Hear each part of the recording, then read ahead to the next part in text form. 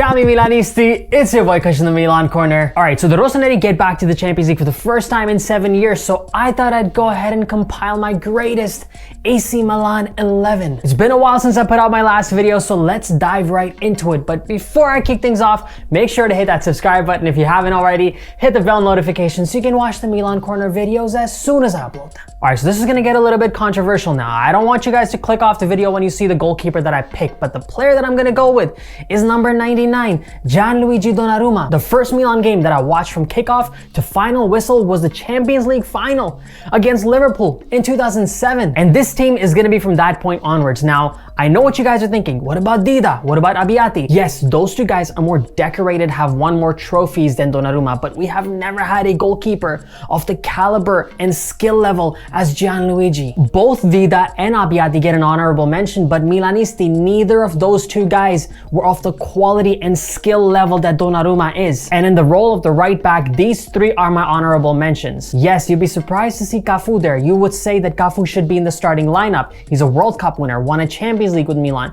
But guys, he only played for, as long as I watched Milan play, he only played for a season or two, so I can't put him in my starting 11. Moving on to Massimo Oddo, the guy started in the Champions League final, he gets an honorable mention. Along with Zambrotta, he came from Barcelona, he actually put in a few seasons at Milan, won a Serie A title. He was a good quality right back, but no right back played for Milan for as long as Abate did during my viewing days of AC Milan. He was a ever-present figure on the right flank. So Ignazio Abate is part of my starting 11. Moving into the center backs. Okay, so the first one's gonna be easy.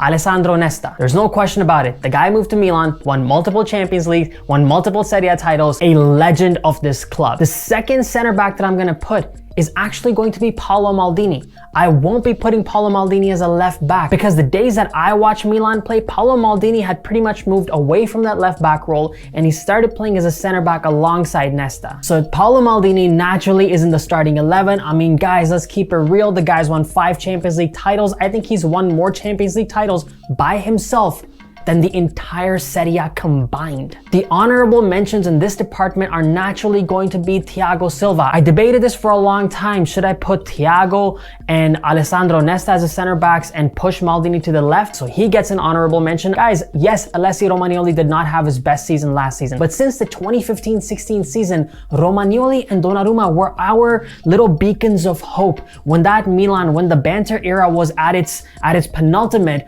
Romagnoli and Donnarumma were two players we looked at and we said, you know what, maybe these two guys will take us to the future. Moving to the role of the left back, I think Marek Jankolowski started that 2007 Champions League final. He was actually an integral part of the team. I think won the Serie A title in 2010-11 too, so he gets a mention along with Luca Antonini. I always feel like Antonini is somehow just always forgotten, and yes, he didn't have a very memorable time at Milan. He didn't win a lot, but he was pretty important in that 2010-11 Serie A title season, so I'm gonna give him a shout out. But the player that is gonna make my starting 11 of the last 15 years on the left flank is our current left back, Theo Hernandez. Milanisti, Theo Hernandez is the best left back we have had since Paolo Maldini. Maldini was a lot stronger on defense, very, very good in attack. Theo Hernandez is flipped. He's excellent in attack and his defense has still got a lot of work to do, but the guy is not that old. He's in his early 20s. He has more than enough time to go. So the first player from our current lineup that gets into my starting 11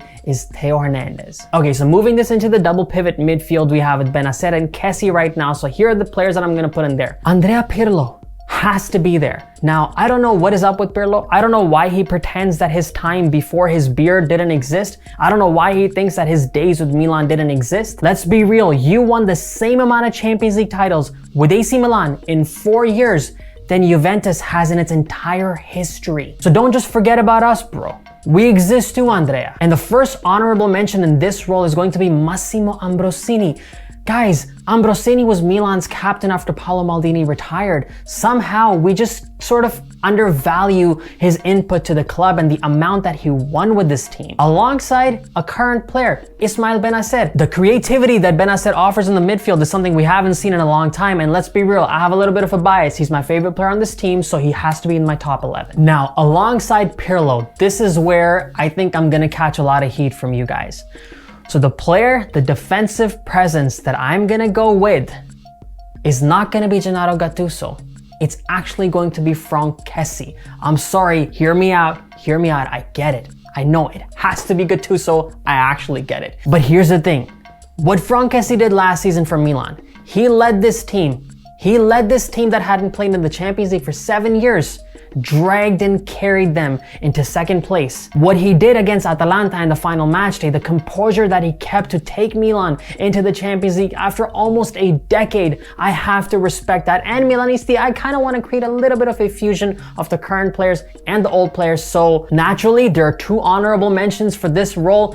Obviously, it's Gennaro Gattuso. This is a Milan freaking legend. I still can't believe I put Franck in there. The most important honorable mention in this entire video. And another player I'm gonna throw in there is Nigel de Jong. The guy came to Milan, he got the job done, he was pretty decent. He wasn't great, he was in the latter stage of his career after coming from Manchester City, but he got the job done almost whenever called up on. Now, on the right flank, as I already said, we're gonna be going with a 4-2-3-1 formation. Now, this player didn't really play in this role necessarily. He played much more as a number 10 behind the striker, behind the attackers, but it doesn't matter. I have to fit him on my team, and that player is Clarence Seedorf. Milanisti, till today, Clarence Seedorf is the only player in the history of football to have won the Champions League with 3 different teams. He did it with Ajax, did it with Real Madrid, and did it twice with AC Milan. The honorable mention for this position, I only got 1 player. Now, let me know in the comments section if I forgot anyone, but I know a lot of people don't like him, but I'm gonna have to throw Suso in there. He was a free transfer, came from Liverpool, stayed at Milan for multiple years, made over 100 appearances, scored some beautiful free kicks,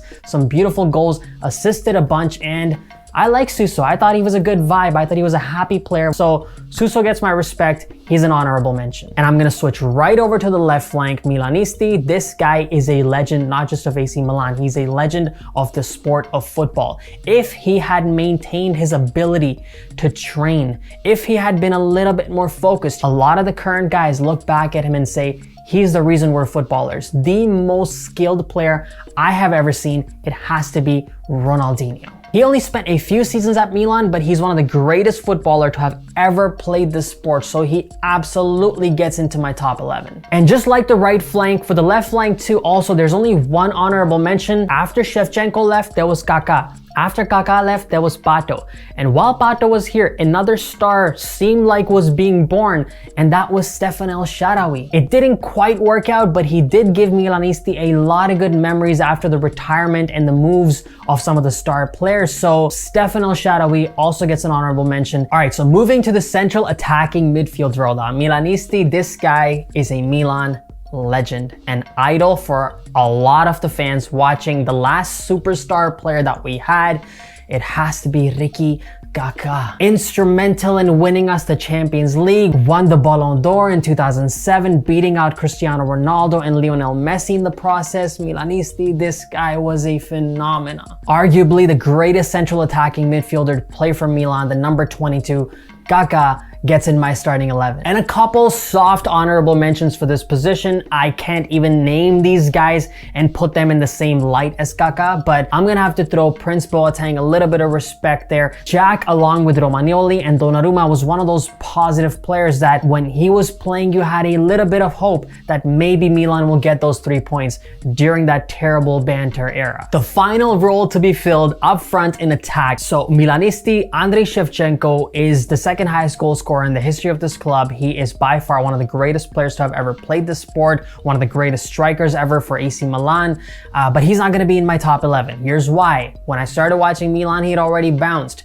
He played 1 season for Milan when he came back on loan from Chelsea, scored a couple goals, nothing in the Serie A, so he is actually going to get an honorable mention. The second striker to get an honorable mention, another Milan legend, Pippo Inzaghi, an out-and-out poacher, scored those 2 goals for Milan in the 2007 Champions League final against Liverpool. The third player I'm gonna have to give an honorable mention is gonna have to be Alexandre Pato. Milanisti, at one point in time, I still remember when I searched his name on Wikipedia, he had 100 games and about 60 goals for Milan. This guy was scoring a goal every other game. He was high quality. If he had just not had those injury issues, Alexandre Pato probably would have gone on to become one of the best strikers in this sport, which leaves only 1 player to be placed in as a center forward, and that will have to be Milan's current legend, Milan's current icon, Milan's leader, Zlatan Ibrahimovic. Guys, after having a tough time at Barcelona, he joined Milan on loan, won the Serie A title in his first year back, fell in love with the club instantaneously. The next season, he decided to tie up his hair and take over the footballing world, scoring over 500 goals in his career, becoming one of the greatest strikers in the history of this game. Came back to Milan with so much criticism and went on to take an AC Milan side that hadn't made the Champions League in 7 years into the Champions League. So for me, Ibrahimovic is a striker that makes it into my all-time starting 11 for AC Milan in the last 15 years. Milanisti, what do you think about the starting 11? Who would you replace? Make sure to let me know in the comments section. As always, thank you for your incredible support. I appreciate each and every one of you. Thank you for watching, Milanisti. If you haven't already, go ahead and hit that subscribe button. Follow me on Instagram and on Twitter at the Milan Corner. As always, Forza Milan! Grazie mille e ciao tutti!